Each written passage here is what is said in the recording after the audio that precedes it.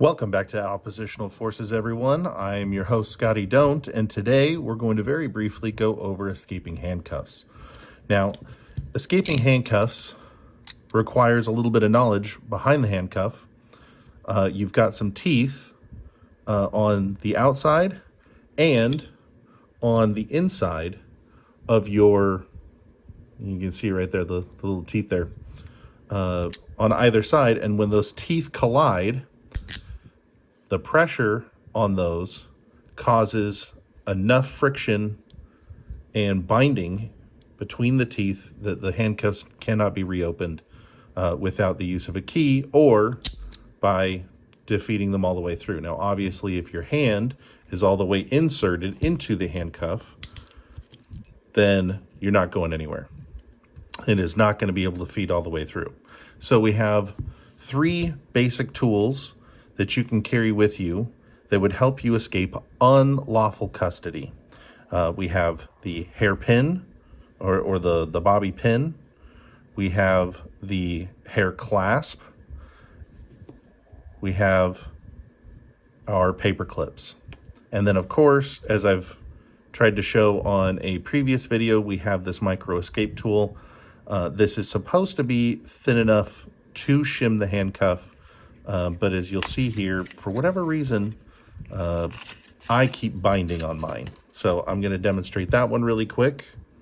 So here is the micro escape tool for shimming. Shimming is basically sliding a piece of metal in between the two sets of teeth so that the teeth don't connect and you're able to escape. So here I am trying to feed that in, and I try to put pressure on both at the same time. See, now I've got pressure. You don't hear the teeth cracking, right? So I'm in there. Oh, and there we go. So I have the metal. Let's see if you guys can see that. I have the metal in between the teeth. The teeth are no longer binding, and I shimmed my way out. So that is one way to shim. This little escape tool, this micro escape tool, you can see has these two little holes so that you can affix it to things.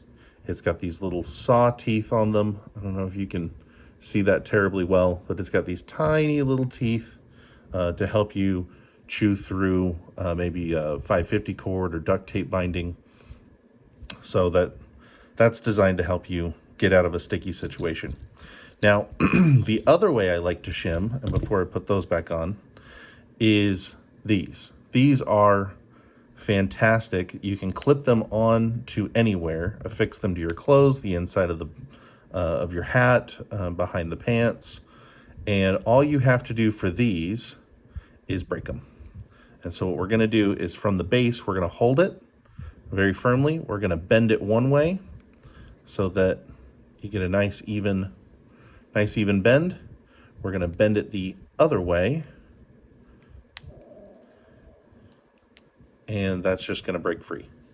So now, and as you'll see, you'll have a little bit of a slope to them. They're curved a little bit from that. If you have pre-made these and stuck them behind a Velcro patch or something, then you're not going to have this issue because you already would have rounded it out. But I'll show you really quick that you can round it out with just about anything. Get it a little flatter. So that one's a lot flatter. So we're going to use that side. I am once again going to shackle myself. And then I am going to slide.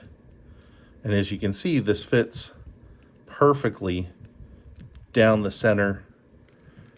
And now I've got it in there. I'm going to put my finger on the outer shackle and I'm going to push both down at the same time until it stops clicking. Then I'm going to continue to run that metal the best that I can to keep that in place while I run my hand up. Nope, and I bound it up. So we're going to try that one more time without too much effort. Sometimes, because they are cheaply made, they can kind of deform on you a little bit. So we'll try that one more time. Demon of demonstration, everybody. One thing I learned in the Marine Corps is that as soon as you try to demonstrate something, the demon of demonstration comes out to get you, to make it look like you are ill-prepared. But I assure you, this is a perfectly normal part of the operation. Sometimes I'll do my thumb, consider, both hands being shackled. And there we go. And now it is all the way in there, and I can slide my hand out. That is shimming, okay? Now we're gonna go to picking. For picking, we're gonna use this paper clip. We're gonna open up the paper clip. I have a handy side I can still grip to, and I have the open end. So to pick it, now this is not a double locked shackle, and by double lock, I mean this will continue to close in on itself. If you were to double lock it, which is this little piece here, if you were to double lock it, you'll hear an audible click like that, and then the shackle won't move at all. But because I never go anywhere near handcuffs without a handcuff key, I will show you. In order to unlock a double lock, you have to first go counterclockwise to free it up, so now it's not double locked, and then you have to go clockwise again in order to open it. So I'm once again going to put this on. I am now secure, and on the open one here, I'll demonstrate first so that you can see sort of an open face. So I'm going to feed my paper clip into the mouth of the keyway, and I'm going to give it a 45-degree little bend here at the end. That is going to ensure that I can reach in, and on this side I'm actually going to go counterclockwise because it's towards the body of the handcuff, okay?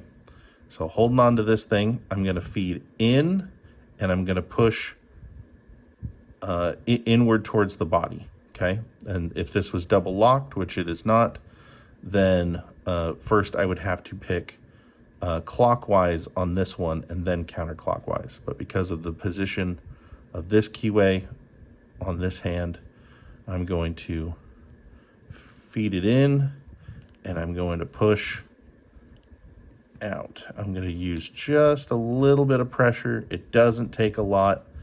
It's kind of a limp system. And give it a little wiggle, and it opened up a little bit. And there we go. That is picked. So as you can see, I've totally deformed that paper clip.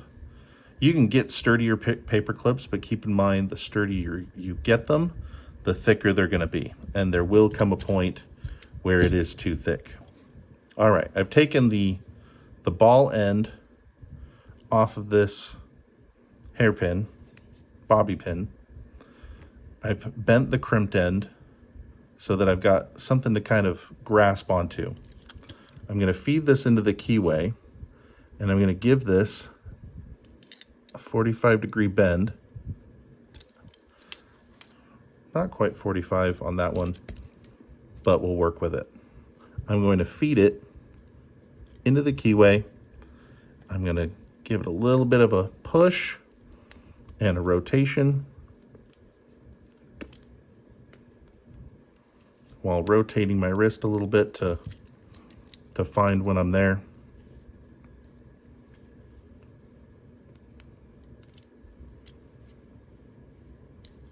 And there we go. And we're free. In perfect preparation, you could have these things ready and on standby. Like I say, you can put them in between the Velcro for a Velcro patch. You can put them in pockets. You can tie them onto things. My safety feature for handcuff keys is one around my neck with just a little bit of, this is a little smaller than 550 cord. So this is like like a 200-pound test or something like that. So it's thinner, but I use this as a necklace in order to retain a handcuff key. And there you go. That's how you escape handcuffs in short order.